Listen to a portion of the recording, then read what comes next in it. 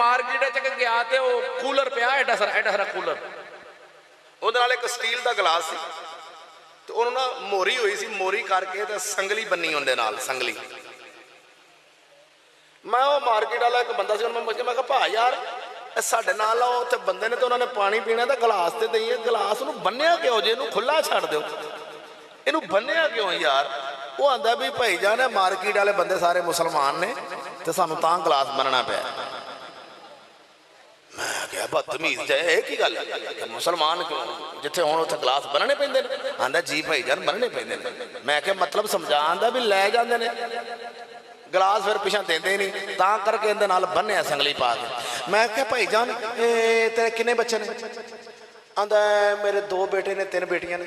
मैं क्या बेटियां की करदे ने? आंदा एक ला कर रही है, एक चाइना में पढ़ रही है, एक जी ना अपना वकील जी पढ़ रही, तो एक कहता एक मैं मैडिकल के कोर्स करा रहा, माशाल्लाह बड़े पैसे खर्च कर देते हैं। मैं क्या अच्छा, एक चीन च एक वकील बन रही है तो एक डॉक्टर बन रही है आहो। मैं क्या बई तेरू पता है वो इस टाइम किस हाल च ने? आंदा वो तो हॉस्टल च ने यूनिवर्सिटी। मैं क्या गिलास बने, गिलास बनी बैठा है बई, गिलास है कौम नहीं छड्डी मुसलमान, ते गिलास बने ते धी खुली छड्डी। ओए ज़ालिमा तेरी निगाह में फिर गिलास का मुल है, फिर धी का कोई मुल नहीं। ओए इस कौम ने अज सोना पेटी च रखिया पर सोना पाने वाली बाजार घली। ये अज सोने नूं कीमती समझदी है, धी नूं कीमती नहीं समझदी। जुत्ती लुका के रखेगा, धी खुली। और कसम वादा हुला शरीक मौला दी, और जिन्ना दियां इज्जतां हुण मैनूं दुख लगदा है। गिलास बन बन के रखी बैठा है, मज बन के, खोती बन के, बकरी किले ते हर शै बनी बैठे है, पर इज्जत सवेरे सवेरे रक्षा वाले नाल ट्योटे वाले नाल। क्यों बई ऐ की गल है? केड़ा इलम पढ़न जा रही है जड़ी मुसलमान की इज्जत? ए इलम हुसैन वाला सी। जदों बंदा घरों बकरियां लै जाए तो बाहर जंगल च छड्ड आवे ते आप आ जाए घर, तो उतों कोई बघियाड़ फड़े तो बकरी खा जाए तो कसूर किंदा है?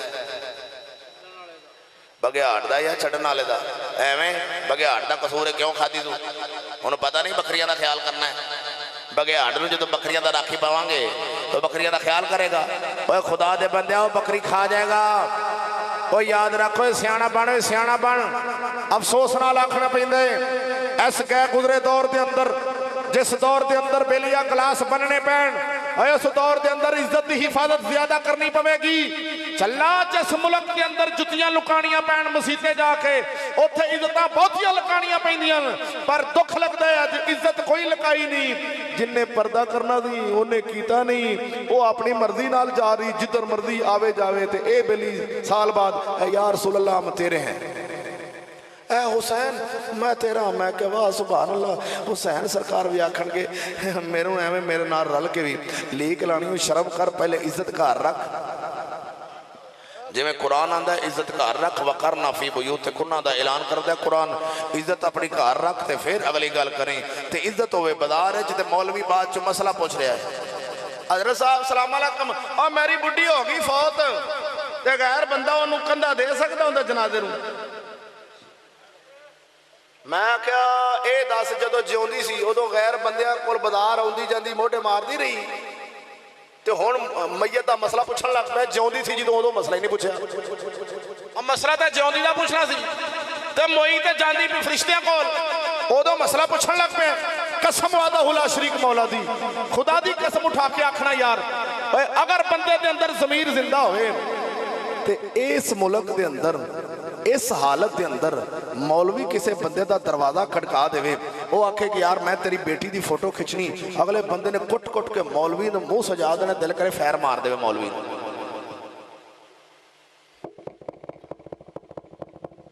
एक बंदा मौलवी साहब जाके किसी बंदे का दरवाजा खड़कान,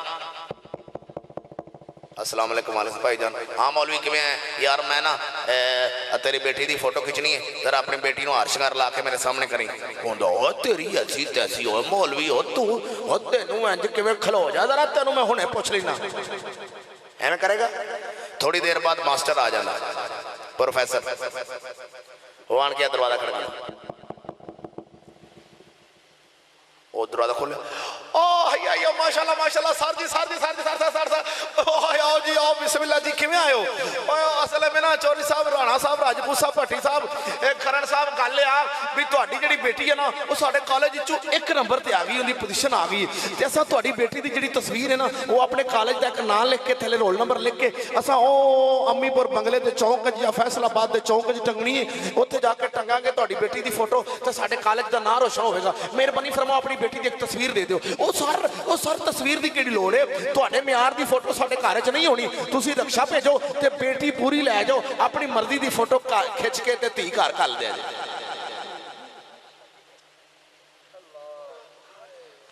मेरा सवाल है, मौलवी साहब इंज कर नहीं सकता, मैं सिर्फ मिसाल दी सी।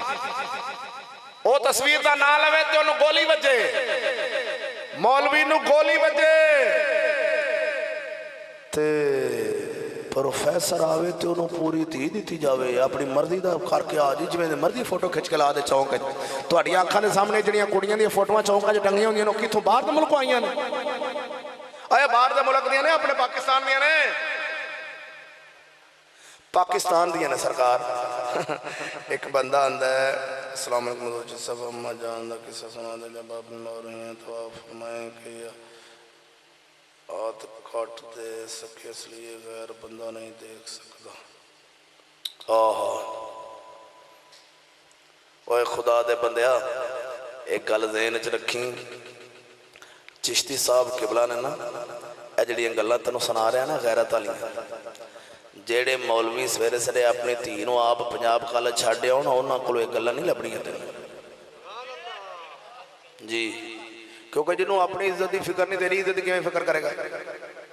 मैं इत्थे तेरे कोल बैठा मैं सिखा ला, मैं रात इत्थे रह पैना, तू मेरे इत्थे चला जा, मेरे नाल को बंदा भेज दे, मेरे घर चला जा, मेरा घर दरवाज़ा बंद होगा, तू सुबह तो लैके शाम तक दरवाज़ा खड़काई रखी। घर अगर मेरा बेटा होया तो जवाब देवेगा, अगर घर मेरा बेटा ना होया तो जे तेनू कौन दी आवाज़ आ गई, कौन दी आवाज़ आ गई तो मेरा नक वट दे।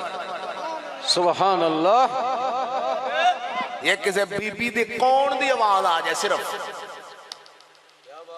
गैरत की गल एवं नहीं होंदी सही।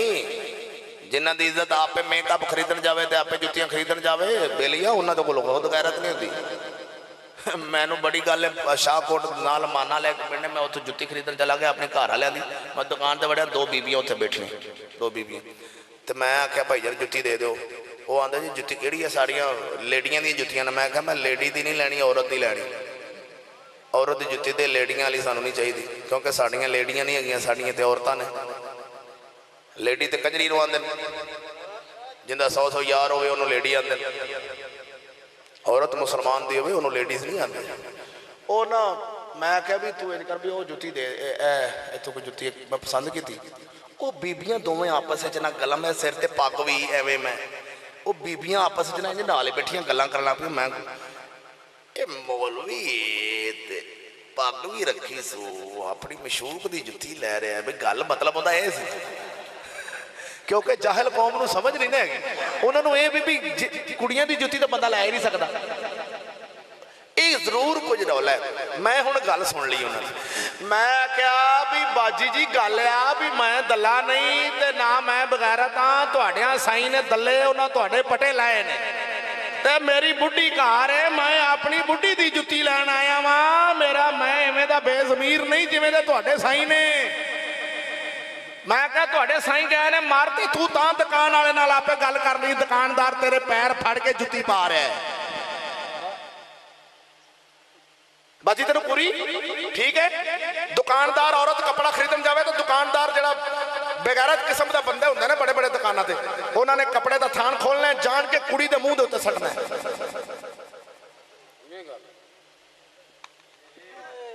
हाँ जी अल्हम्दुलिल्लाह फकीर अज तक जिस दिन की मेरी शादी हुई है मैं अपने कपड़े घरदियां दे आपे ही खरीदन गया वा, ना मेरी बुढ़ी कपड़े खरीदन गई है ते ना कदी जुत्ती खरीदन गई है। नारा तकबीर, नारा रिसालत, इमामुल गैरत मुफ्ती फजल अहमद चिश्ती साहब। ए फैज मेरे चिश्ती बुजुर्ग दा ही